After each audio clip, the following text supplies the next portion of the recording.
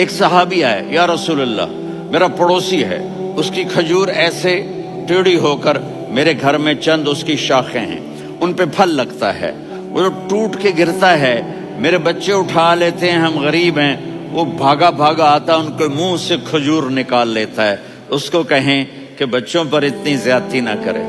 آپ نے اس کو بلایا، وہ منافق تھا، آپ نے اس سے فرمایا بھئی ایک سودا کرتے ہو؟ کہا جی کیا؟ کہا یہ کھجور مجھے دے دو اور اس کے بدلے جنت میں کھجور لے کے دوں گا۔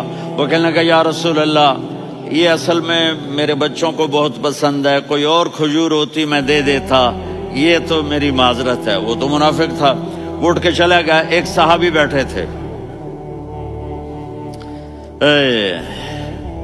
وہ کہنے لگے یا رسول اللہ اگر میں وہ کھجور لے کے دے دوں تو مجھے جنت میں لے دیں گے؟ ان کا نام ہے ابو الدحداح۔ آپ نے کہا ہاں تو مجھے لے کے دے دے میں تمہیں لے دوں گا۔ وہ اس کے پیچھے چلے گئے، اے بھائی کتنے میں بیچو گے؟ میں نے کہا جا میں نے اللہ کے نبی کو نہیں دی، تمہیں کیسے دے دوں؟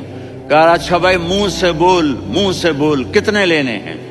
تو اس نے جان چھڑانے کے لیے کہا کہ اپنا سارا باغ مجھے دے دے، کھجور لے لے۔ باغ میں 600 کھجوریں اور یہ کھجور کسی اور کو دینی ہے۔ تو کہتا ہے پکے ہو، پھرو گے تو نہیں؟ کہا میں پاگل ہوں، میں پھروں گا؟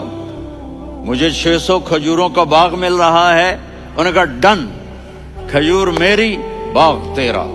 وہ بھاگے بھاگے آئے، یا رسول اللہ میں نے سودا کر لیا۔ کہا کیسے کیا؟ کہا سارا باغ دے کے کھجور لے لی۔ آپ نے کہا پھر میرا سودا بھی بدل گیا۔ کم من عدق رداح ودار فیاح لأبی الدحداح فی الجنہ۔